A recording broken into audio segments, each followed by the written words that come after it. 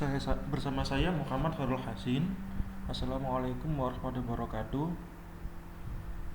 Berikutnya kita akan melanjutkan tutorialnya. Tadi kita sudah membahas tentang MVC, kode igniter, dan bagaimana alur kerja dari MVC model view controller. Nah, untuk saat ini kita akan membahas bagaimana cara instalasi kode igniter di dalam mesin lokal atau localhost. Baik, pertama-tama Anda harus membuka browser dengan mengetikkan alamat berikut ini, codeigniter.com. Di dalam halaman website codeigniter ini terdapat beberapa opsi pilihan. Ada download, ada menu, community, dan seterusnya. Namun, karena kita ingin melakukan instalasi, maka kita perlu mendownload framework codeigniter. Oleh karena itu, silakan klik menu download.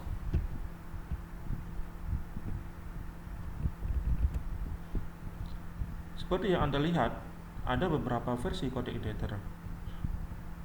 Ada versi 3, ada 2, ada versi 4. Untuk versi 3 merupakan versi yang lama dan masih didukung dan diupdate. Sedangkan versi ketiga adalah versi yang stabil. Versi keempat adalah versi yang akan dirilis. Oleh karena itu, kita pilih versi yang ketiga karena versi ini merupakan versi yang siap untuk dikembangkan menjadi suatu aplikasi karena sudah stabil. Baik, ada beberapa pilihan opsi. Ada view coordinator on GitHub, berarti kita bisa mengunjungi GitHub dari codeigniter. Jika Anda belum tahu, GitHub itu merupakan tanda kutip sosial media yang digunakan seorang programmer untuk berinteraksi dengan programmer lainnya. Nah, di dalam GitHub kita bisa menyimpan file-file dari sebuah aplikasi, dan kita bisa juga menerapkan revision. Jadi maksudnya di dalam GitHub disediakan perintah-perintah Git, di mana Git ini merupakan tool yang digunakan untuk versioning.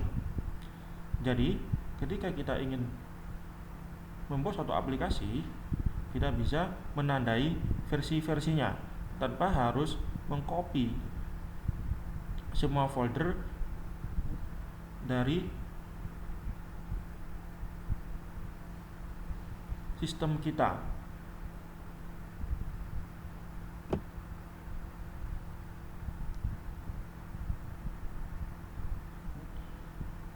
Nah, di sini ada beberapa manual yang bisa Anda gunakan untuk melakukan beberapa hal terkait dengan codeigniter. Oke. Untuk keterangan lengkap tentang GitHub nanti kita akan bahas pada sesi yang lain. Baik, Anda bisa langsung mendownloadnya dengan mengklik tombol clone or download. Ya, kita klik, kita bisa mendownload versi zip-nya. Atau kalau kita sudah tahu perintah-perintah Git, kita bisa mendownload menggunakan URL ini. Untuk sementara kita pilih yang ini, download zip.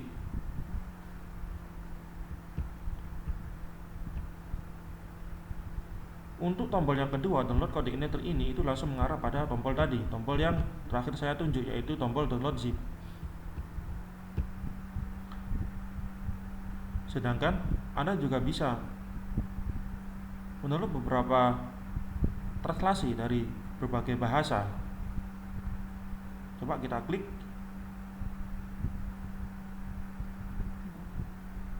Di sini ada zip, ya, kita coba kita lihat juga source code zip atau source code tar.gz. Kita pilih yang zip karena zip merupakan extension yang paling umum digunakan. Baik.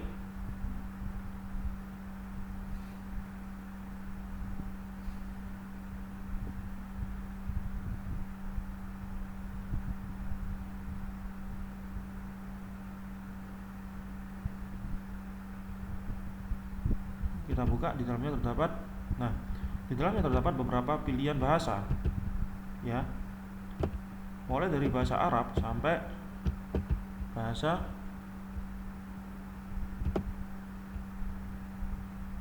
Vietnam. Karena kita orang Indonesia, maka kita menggunakan bahasa Indonesia, ya. Sehingga apa? Sehingga bisa dikatakan bahwa CodeIgniter didukung oleh banyak bahasa. Baik, kita tidak akan melanjutkan membahas tentang translation. Kita langsung membahas tentang instalasinya. Hanya segera tahu saja. Kita back. Oke. Kita coba lihat hasil downloadan dari CodeIgniter di folder download. Sekedar tahu saja bahwa saya menggunakan sistem operasi Ubuntu, ya. Tapi Anda bisa menggunakan sistem operasi selain Ubuntu, ya. Bisa Windows, bisa macOS dan lain-lain sesuai dengan preferensi Anda. Baik. Namun, sebelum Anda bisa menjalankan CodeIgniter, Anda harus menjalankan web server. Ya, web server ini digunakan untuk menjalankan bahasa pemrograman yang berasaskan web. Nah, web server itu jenisnya banyak, ya. Salah satunya adalah Apache. Ada lagi yang terkenal adalah Nginx dan masih banyak lagi. Nah, Apache sendiri itu sebenarnya sudah terinclude, ya, sudah termasuk di dalamnya pada suatu aplikasi yang namanya SAM, ya. Selain Apache, SAM ini juga memasukkan beberapa tool yang digunakan untuk mendukung developer mengembangkan suatu aplikasi. Di antaranya adalah database server dan FTP client dan FTP server. Nah, di sini Anda bisa memilih beberapa opsi tombol untuk mendownload SAM. Ada Windows, ada Linux, ada OS X atau macOS. Nah, saya menggunakan SAM for Linux karena saya menggunakan Linux. Namun, kebanyakan dari Anda mungkin menggunakan Windows. Oleh karena itu, Anda bisa mengklik SAM for Windows. Mengapa kok kita menggunakan SAM? Iya, karena SAM mempermudah kita dalam menginstal beberapa tool yang digunakan untuk developer. Kalau kita tidak menggunakan SAM, maka kita harus menginstal satu persatu. Contoh, kita harus menginstal Apache sendiri, kita harus menginstal MySQL server sendiri, kita juga harus menginstal yang namanya phpMyAdmin, kita harus menginstal FTP server, kita harus menginstal FTP client dan lain-lain. Di dalam SAM itu sudah disediakan semua. Anda tinggal memakainya. Baik, mungkin untuk pembahasan mengenai SAM nanti akan saya jadikan sesi tersendiri, dan saya beranggapan bahwa Anda sudah menginstal SAM. Untuk versi Linux, biasanya folder SAM itu diletakkan di dalam root opt.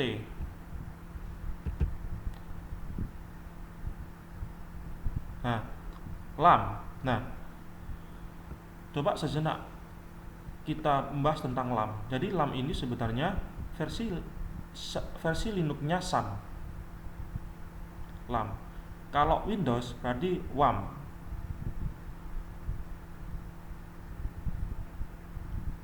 Baik, kita akan membuka folder LAM. Nah, di dalamnya terdapat beberapa folder. Nah, namun nanti semua file yang bisa diakses oleh browser itu nantinya akan disimpan di dalam folder htdocs. Jadi di folder ini. Coba Anda lihat, jika Anda baru menginstal SAM, LAM atau WAM, nanti yang Anda lihat adalah hanya beberapa folder, ya. Di antaranya adalah ini, Webalizer. Ini merupakan folder default yang ada di dalam SAM, ya. Namun ketika Anda sudah mendevelop beberapa aplikasi, nanti Anda akan temukan seperti yang ditampilkan di layar saya. Baik. Berikutnya, file zip yang tadi kita download, ya, file zip kode igniter yang tadi kita download itu bisa kita kopikan di dalam sini, di dalam folder hddoc, ya. Baik, kita akan mengkopikannya. Kode igniter, kita copy.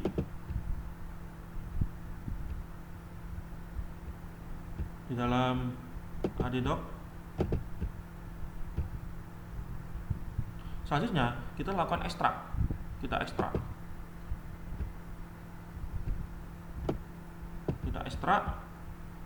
di dalam folder yang sama, yaitu folder hddoc.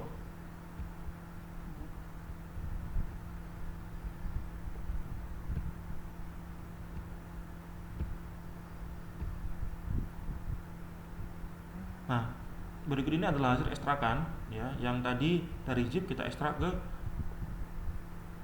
dalam folder yang namanya kode igniter dash 3.1.4. kita buka isinya apa. Nah, di dalamnya ada beberapa folder, ada application, ada system, ada user guide, dan beberapa file, ada computation dan lain-lain. Oke, sebelumnya kita rename dulu foldernya. Misal kita rename sesuai dengan nama sistem yang akan kita buat.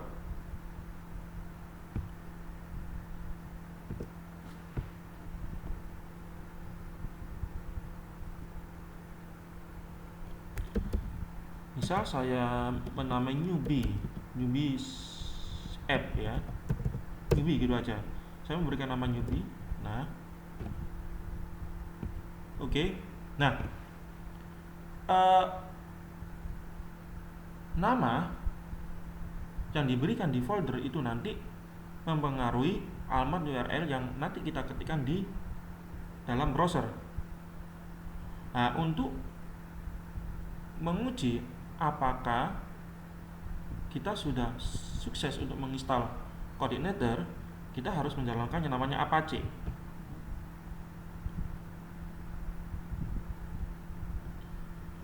Kita buka SAM. Ini Linux, beda ya dengan Windows, jadi nanti tinggal menyesuaikannya. Nah, kita menjalankan yang namanya Apache, yang seperti saya sebutkan tadi bahwa Apache adalah web server, digunakan untuk menjalankan aplikasi yang berbasis web. Untuk Apache adalah dijalankan untuk PHP. Oke, bisa langsung kita klik tombol execute sampai ganti labelnya, yaitu running, dari stop ke running, berarti Apache sudah berjalan.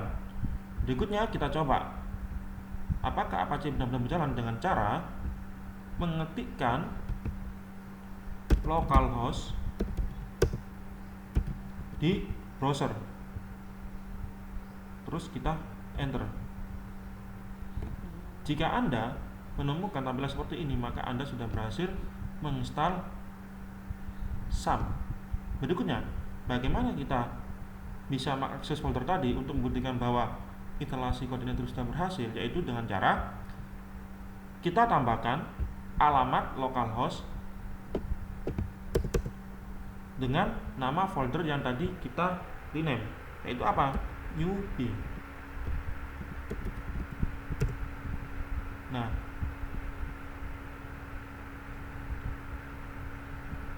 jika Anda mendapatkan tampilan seperti ini, ya, itu berarti Anda sudah berhasil melakukan instalasi dari kode igniter. Baik, sebelum saya mengakhiri, saya ingin mencoba untuk membahas beberapa hal penting di dalam folder yang namanya newbie tadi. Oke. Ada folder aplikasi, ada sistem, ada user guide, ya, ada beberapa file, ya. Nah, coba saya bahas satu persatu. Jadi, seperti yang Anda ketahui selama ini, bahwa ketika kita mengakses suatu website, alamat website, secara default dia itu langsung mengakses namanya index.php, ya. Jadi index.php ini merupakan file penting yang digunakan untuk mengakses framework kode igniter. Oleh karena itu, selain file kode igniter.php itu tidak begitu penting, jadi kita bisa menghapusnya ya. Kita bisa menghapusnya. Jadi kita bisa menghapus beberapa file tidak penting. Langsung kita hapus. Nah, berikutnya ada folder aplikasi sistem user guide. Folder aplikasi merupakan folder yang nantinya kita akan rubah, kita akan modifikasi di dalamnya. Jadi kita nanti untuk tahap-tahap berikutnya, untuk tutorial berikutnya, kita akan utak-atik semua file yang ada di dalam folder aplikasi. Sedangkan sistem adalah folder core-nya CodeIgniter. Jadi semua file yang ada di folder sistem itu merupakan fungsi-fungsi atau library yang secara default digunakan untuk menjalankan framework CodeIgniter. Coba Anda lihat di sini ada core, ada database, ada font, helper, lanjut, library, dan lain-lain. Nah, untuk folder system itu Anda tidak boleh merubahnya, ya. Jadi biarkan tetap seperti defaultnya, jangan dirubah. Sedangkan folder user guide itu merupakan folder di mana di dalamnya terdapat dokumentasi, manual book yang bisa Anda gunakan untuk membuat aplikasi dengan menggunakan CodeIgniter.